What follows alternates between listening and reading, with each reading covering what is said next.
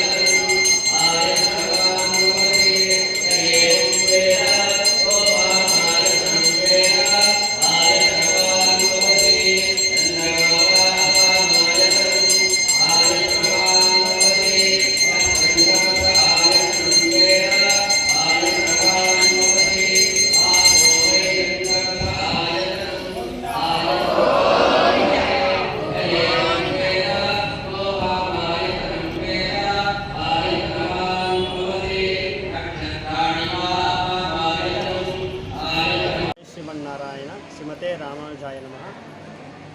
ಇದು ಕೋಲಾರ ವರದರಾಜಸ್ವಾಮಿ ದೇವಾಲಯ. ನನ್ನ ಹೆಸರು ರಾಘವೇಂದ್ರ ಅಂತ, ಕೋಲಾರ ವರದರಾಜಸ್ವಾಮಿ ದೇವಸ್ಥಾನದ ಅರ್ಚಕರು. ಈ ದಿನ ವಿಶೇಷ ಏನು ಅಂದರೆ, ಇದು ಮಾಘಬಹುಳ ಪಂಚಮಿ. ಇವತ್ತಿನ ದಿನ ವಿಶೇಷ ಮಾಘಬಹುಳ ಪಂಚಮಿ ಅಂತಾರೆ. ಮಾಘಬಹುಳ ಪಂಚಮಿ ಎಂದು ಈ ವರದರಾಜಸ್ವಾಮಿಯ ವಾರ್ಷಿಕೋತ್ಸವ ಅಂತ ಮಾಡ್ತೀವಿ. ಸುಮಾರು 409 ವರ್ಷ ಹಿಂದೆ ವರದರಾಜಸ್ವಾಮಿಯ ಪ್ರತಿಷ್ಠಾಪನೆ ಆಗಿರೋದ್ರಿಂದ ಈ ದಿವಸ ಪ್ರತಿಷ್ಠಾಪನೆ ಆಗಿರೋದ್ರಿಂದ ಈ ದಿನ ವಾರ್ಷಿಕೋತ್ಸವ ಅಂತ ಮಾಡ್ತೀವಿ. ಅದಕ್ಕೆ ಈ ಮಾಘಬಹುಳ ಪಂಚಮಿ ತುಂಬ ವಿಶೇಷ. ಏನು ಮಾಡ್ತೀವಿ ವಿಶೇಷ ಅಂದರೆ, ಬೆಳಗ್ಗೆ ಮಹಾಭಿಷೇಕ ಮಾಡ್ತೀವಿ. ಬೆಳಗ್ಗೆ 6 ಗಂಟೆಗೆ ಮಹಾಭಿಷೇಕ ಮಾಡ್ತೀವಿ. ಪಂಚಾಮೃತ ಮಹಾಭಿಷೇಕ ಮಾಡಿ ತದನಂತರ ಮಹಾಸುದರ್ಶನ ಮಾಡ್ತೀವಿ. ಎಲ್ಲರಿಗೋಸ್ಕರ ಸುದರ್ಶನ ಮಾಡ್ತೀವಿ. ತದನಂತರ ತಿರು ಕಲ್ಯಾಣೋತ್ಸವ ಸ್ವಾಮಿಗೆ ಭೂನೀಲ ಸಮೇತ ವರದರಾಜ ಸ್ವಾಮಿಗೆ ಕಲ್ಯಾಣೋತ್ಸವ ಆಗುತ್ತೆ. 10:30ಯಿಂದ ಈಗ 12:30ವರೆಗೂ ಕಲ್ಯಾಣೋತ್ಸವ ಆಯಿತು. ತದನಂತರ ಮಹಾಮಂಗಳಾರತಿ, ವಿಶೇಷ ಅಲಂಕಾರ, ಹೂವಿನ ಅಲಂಕಾರ ಎಲ್ಲ ಆದಮೇಲೆ ಮಹಾಮಂಗಳಾರತಿ, ತೀರ್ಥ ಪ್ರಸಾದ ಎಲ್ಲ ವಿನಿಯೋಗ ಇರುತ್ತೆ.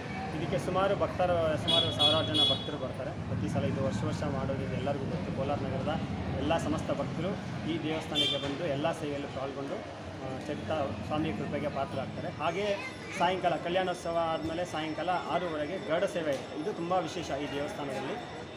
ನನಗೆ ತಿಳಿದ ಮಟ್ಟಿಗೆ ಹತ್ತಿರದಲ್ಲಿ ಎಲ್ಲೂ ಗರುಡ ಸೇವೆ ಮಾಡೋದಿಲ್ಲ, ಗರುಡೋತ್ಸವ ಮಾಡೋದಿಲ್ಲ. ಇಲ್ಲಿ ವಿಶೇಷವಾಗಿ ಮಾಡೋದ್ರಿಂದ ಎಲ್ಲರೂ ಸಾಯಂಕಾಲ ತುಂಬ ವಿಶೇಷವಾಗಿ ಮಾಡ್ತಾರೆ.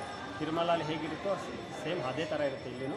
ಗರುಡ ಸೇವೆ 6:00ವರೆಗೆ ಸ್ಟಾರ್ಟ್ ಆಗಿ 8:00ವರೆವರೆಗೂ ಗರುಡ ಸೇವೆ. ನಗರದ ಮೇನ್ ಬೀದಿಗಳೆಲ್ಲ ಸಂಚಾರ ಮಾಡಿಕೊಂಡು ಮತ್ತೆ ಯಥಾವಿಧಿ ದೇವಾಲಯಕ್ಕೆ ಸ್ವಾಮಿ ಬಂದಾದಮೇಲೆ ನೆಕ್ಸ್ಟು ಮತ್ತೆ ಸಾಯಂಕಾಲ 9 ಗಂಟೆಗೆ ಶಯನೋತ್ಸವ ನಿಲ್ಲುತ್ತೆ.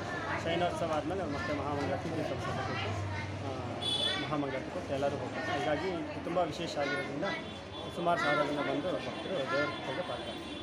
ಜೈ ಶ್ರೀಮಂತ.